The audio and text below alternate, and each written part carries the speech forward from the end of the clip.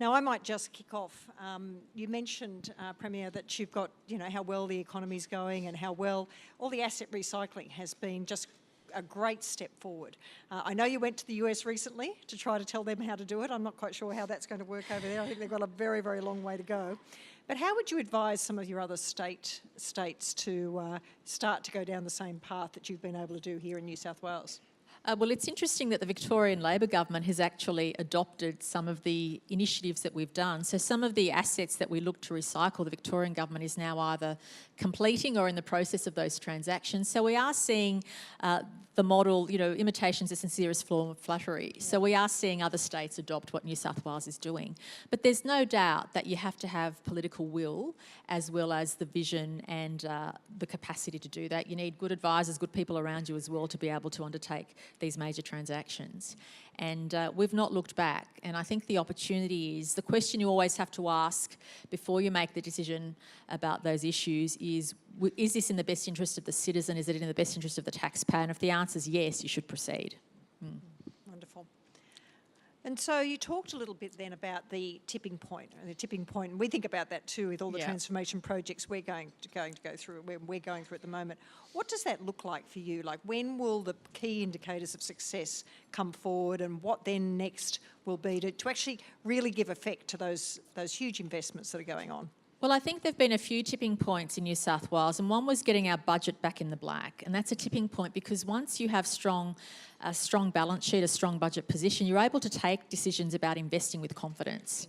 And we've been able to take those decisions of investment with confidence. And now, in about 18 months to 2 years, some of the big projects which take 8 to 10 years to build will actually be completed. And we know people always begrudge the fact that they have construction going on near to where they live or where they work.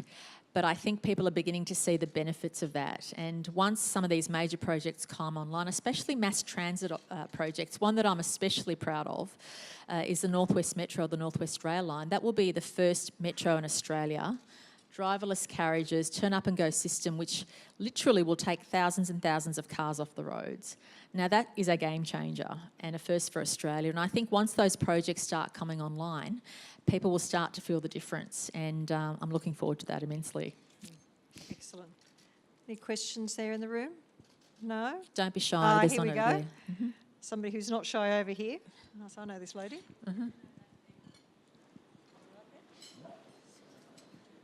Am I on? Oh, good. Lee, yes. Premier, thank you for your informative and somewhat inspiring address. Lisa Klaas from CoreLogic International. Premier, the stamp duty concessions have definitely had a profound impact in terms of increasing participation of first home buyers into the market. But what we also see that potentially an unintended consequence has been an inflated impact in the price range of those very segments that first home buyers are targeting. So has the government any plans in which to, ameliorate the impact of those price rises in the very segments that first home buyers would be targeting? Excellent question, because it not only highlights that particular issue but demonstrates sometimes the dilemma that governments have and what they're solving for. So our position always is in New South Wales, the best way to address housing affordability is to increase supply. Supply, but that also has consequences on communities. You can't increase supply at a rate which makes communities feel uncomfortable if there's concerns about overdevelopment. And I must say, and I've confessed this before, that any demand side alteration is done with a lot of caution on my part.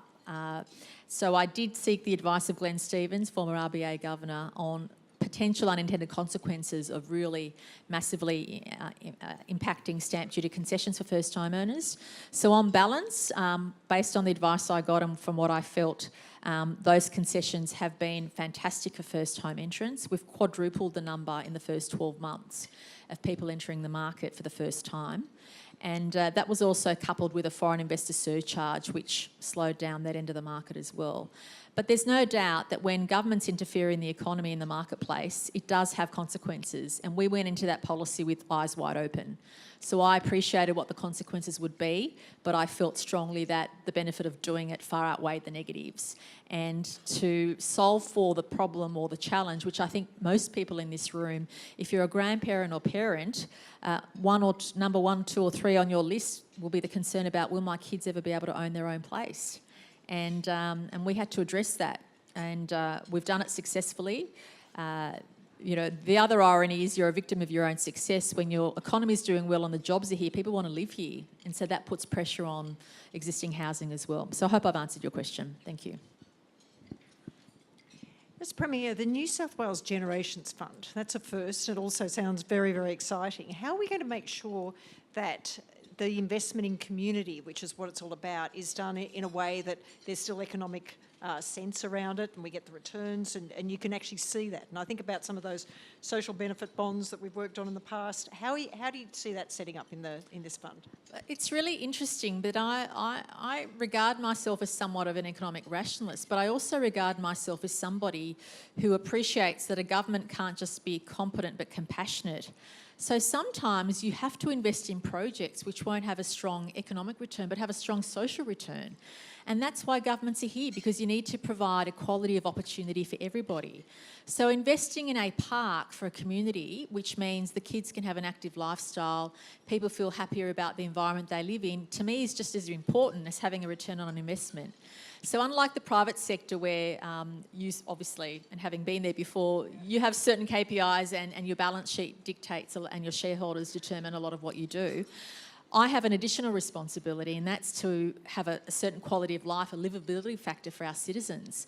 So I don't apologise for the fact that a lot of those community investments will provide a social dividend or a positive social impact you can't measure. But how can you measure an opportunity you're giving somebody or an opportunity to make people feel happier about where they live, happier about their communities, more positive generally? And that's really important to me personally and to the government, because it's not just about the secure job. The secure job is the first step in allowing people to reach their potential, but it's also the livability factor to make sure governments invest the economic returns in the best way to make communities feel safer, happier, stronger. And those social projects to me are as important as the ones returning investment dollars. Got a question here? Premier, thank you very much. Rob Hammond from TBH. Your presentation highlighted, I guess, the wealth of projects that are underway in New South Wales at the moment. Congratulations on that. I guess my question centres around, I guess, some of the challenges for delivery of those projects over the next few years. Can you comment, I guess, in terms of your thoughts of, I guess, the challenges of delivery, particularly, I guess, around skills retention, attraction, community expectations, and perhaps as well what the people in this room might be able to do to help with those challenges? Thank you. Fantastic question. When we started providing tender processes for the new projects when we first came to government, we had a number of established players in Australia that were bidding. Since that time, we've seen that depth of investment increase substantially through global entrants and others. And interestingly, the first 5 or 6 years of our infrastructure pipeline has been sustained through existing skilled labour, and a lot of people came off mining projects in Queensland and WA and now working on road and rail projects in New South Wales. But I sensed a couple of months ago in particular the need for increasing skills and labour demands and supplies, and because when you have such a huge pipeline, it does put pressure on resources. It also puts pressure because there's so many jobs going. People aren't now just bidding for the one project that's going in town. They have an option of 20 projects to bid for. So we were in the great position when we first came to government of being kind of dominant and picky about who we dealt with. And for us to maintain that level of competition and expertise, we had to refresh our approach to how we deal with industry. And in fact, about a month ago or 2 months ago, I launched a new 10-point plan through Infrastructure New South Wales to demonstrate some of the tweaks we've made in how we deal with industry in delivering these projects, acknowledging the challenges that happen. Ironically, the challenges that happen because you've got such a huge pipeline. But I really want to get the clear message out to everybody here that we have a good understanding of what industry needs, a good understanding of the challenges for you and for us. and that the best way to get through an extensive pipeline like that is collaboration, and you need good project managers on both sides. Sometimes we don't get it as good as we should, and the industry doesn't either. But with the experience we've now harnessed, we appreciate what the pressure points are. And the important thing for us as a government is to acknowledge the different cycle of the infrastructure pipeline and to make sure that we're always refreshing. And we value our relationships with industry and with peak bodies like CEDA, because the intelligence you provide, the feedback you provide, allows us to hone out the way that we relate to be able to be a step ahead of the market. Wonderful, thank you. We've got a question over here.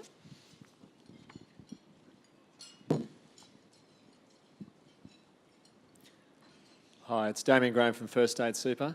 I just wanted to Love ask... your work, First State Super. Thank you, Premier.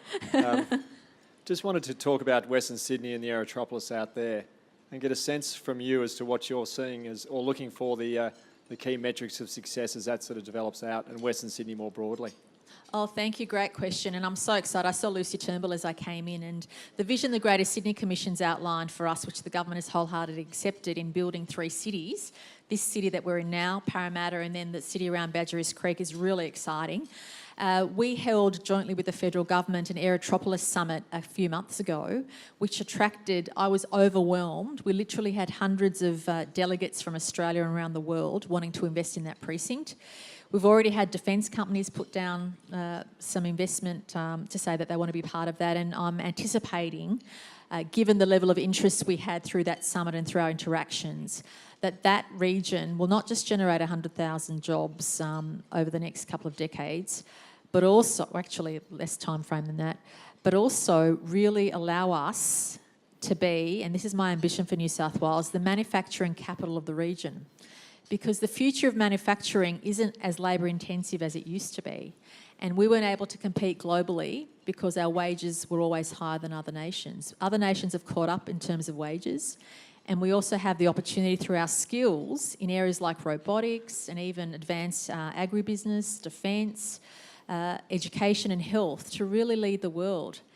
I also feel, in addition to manufacturing, that areas like medtech and fintech we can lead the world on. So I think the future city of Badgerys Creek is an opportunity for us to develop a greenfield site which isn't just a livable parkland city, but will be the thriving jobs growth hub of those jobs of the future, which will keep New South Wales having the edge. So I'm incredibly excited by that. And we've obviously said to the private sector, this is our vision for what we think the jobs hub can be. What do you think?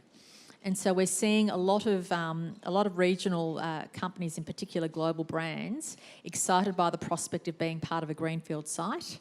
And a number of things going for us in New South Wales is the skilled and education standards of our workforce and also our education system. And if we continue to invest in our education system, primary, secondary and also tertiary, we will see that added investment into the future. So I don't want to be too specific or too prescriptive, but I think those jobs of the future will be centre place in that new city.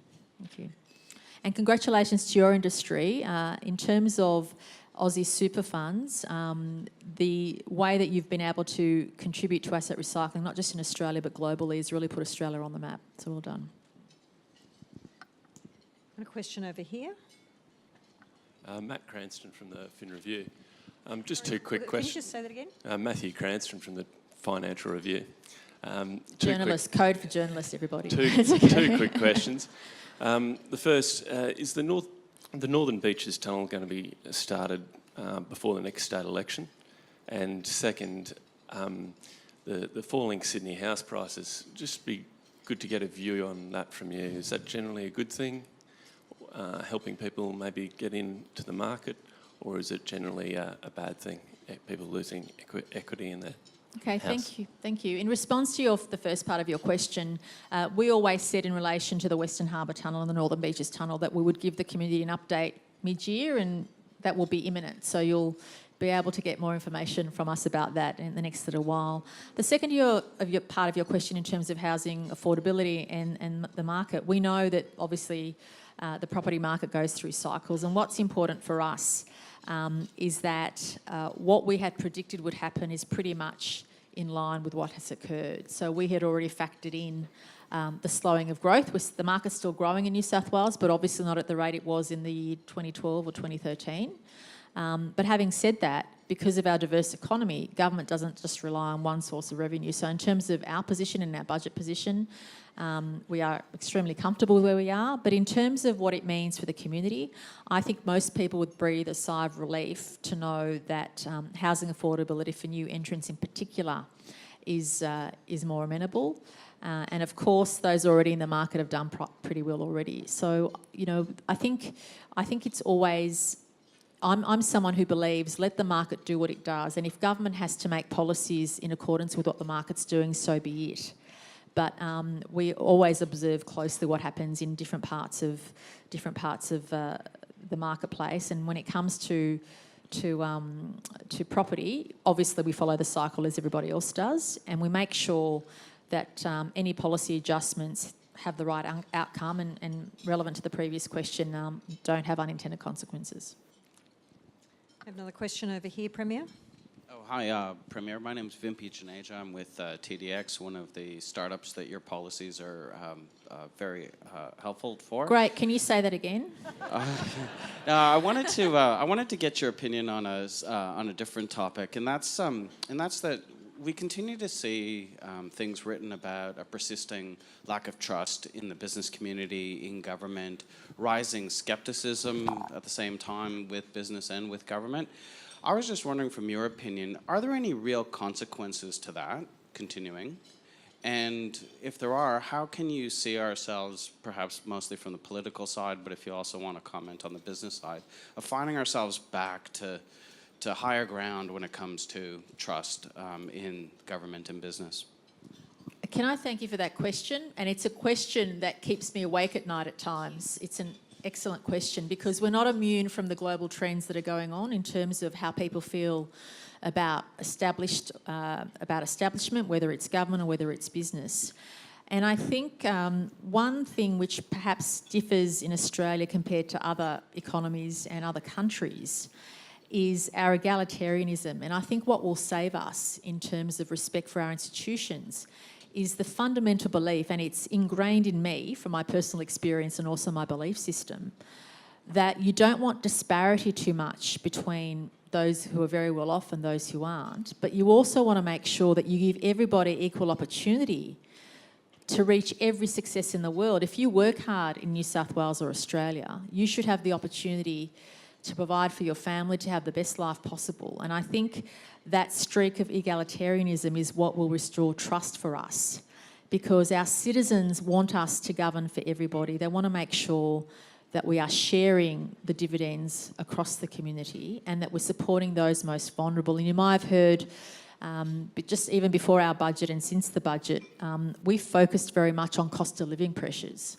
because we know that no matter how well you're doing as a state, or no matter how strong your balance sheet is if you're a private company, if individuals are stressing around the dinner table every night about how to pay their bills, they're saying, well, hang on, the state government's doing so well, X business is making all these billions of dollars of profit, why am I feeling this stressed?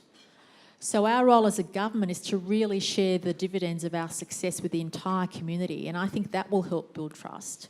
That will help demonstrate that we are there to govern for everybody. And I really think it's important for all organisations to take a good hard look at themselves, whether it's myself as a government or private businesses, to say, are we giving our citizens or our customers good value for money? Are we giving our customers and citizens a break when they're going through a tough time?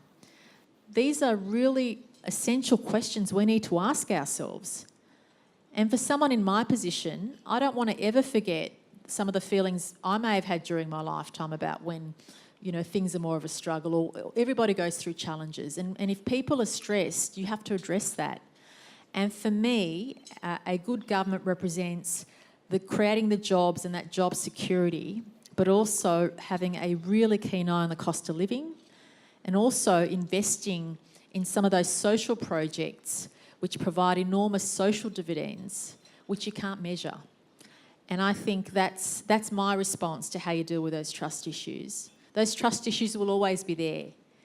but you can demonstrate through your actions that you're a compassionate government who understands the stresses individuals and families go through, notwithstanding all the tick boxes about how well the state's doing or how well companies are going. So that's my approach to that difficult question, but it does play on my mind almost every day, because unless you bring the community with you or your customer with you, you're gone. Because people don't care how successful you are if they don't feel they're part of that success. And we need to make sure, as corporate citizens and as governments, that we understand the needs of every citizen, no matter their circumstances or where they live. Thank you for that great question. Wonderful sign of leadership, Premier, that you care. Care is a part of it. We've probably got time only for one or two more questions. Have I got anything out there on the floor? No, well, I might ask you something then, Premier. If you, I've just got back, fortunately, from a holiday in Europe, and I saw all the excitement that there was going on over in Europe around the World Cup. So I was very pleased to see in the paper there today that we might try and get a whole lot of sporting events over here, and there's going to be a big push for it. I was wondering if you want to talk a little bit about that and share that with yeah, people we're here. very excited. Yesterday we announced that we're bidding for 10 World Cups in 10 years. And the man that we've asked to spearhead that for us is Rod McGeoch, who successfully helped us win the Sydney 2000 Olympics. And I think I saw Bruce Baird in the audience, who was also instrumental in that process, Bruce. So thank you for that. Congratulations. But it's so important for us, and whether you're in business or government, you need to look at what has demonstrated success, what models work, and that bidding process for the Sydney Olympics was one that worked, and we've engaged Rod's talents and with a team around him to help us secure those events. And it lends itself not just again to the economic return, because there's massive economic return when you host all those major events in Sydney, but also the feel-good factor for the community. All of us participating in sports, giving all of our elite athletes, especially, yes, all the male participants, but a lot of female sporting codes are really coming into prominence and becoming world champions as well. So I think to inspire young people to be active and have a future and know that we're hosting these world events is a very positive addition. So thank you for that, Dorothy Dixon. Okay. There's a question over Another there. question over here. This will be the last question. Premier Terry Lee Williams from Arup. I was just reflecting when you were saying it's 8 to 10 years to deliver projects, and also you've got this wave coming in the next 18 months. And I'm guessing we're going to go from hearing the NIMBYs endlessly to hearing the yes in my backyards, please, because everybody's going to want more of what's delivered. That's going to be a very big forward challenge. How do you prioritise what you do next? Terry, a great question. Everybody wants you to build infrastructure and services, but people also have challenges if they feel that's happening literally in their backyard. But I have to also accept a mea culpa in that as governments, we're getting better at respecting communities through that process, whether it's communities or businesses. And it is a two-way street. Yes, we need to build the infrastructure, but can we mitigate some of the disturbance? Can we bring communities with us? Can we be better at how we take people on our journey? And I think as each project evolves, we've become better and better at that compared to when we first started. So yes, it is always a challenge having to say to somebody, sorry, but you're going to have major construction on your doorstep, whether it's at work or home, for the next 5 years. It's a big challenge. But the question I always ask myself, is this project going to overwhelmingly benefit the majority of our citizens? If the answer is yes, you have to proceed. We cannot afford to sit on our hands. And one concern that I've noticed in certain parts of the world I've had the opportunity to visit as Premier is those nations that aren't investing in their infrastructure, whether it's social infrastructure or logistical infrastructure, aren't able to keep up with freight and logistic issues, and their economy is suffering. And that has an impact on jobs and quality of life. We cannot afford to stand still. We know we've got the right projects in the right places, but what we can always do better is how we treat people during the process, and that's something we're getting better at, because we've never had a pipeline this extensive, and it's really important for us to do that. And it also goes to the trust question previously asked.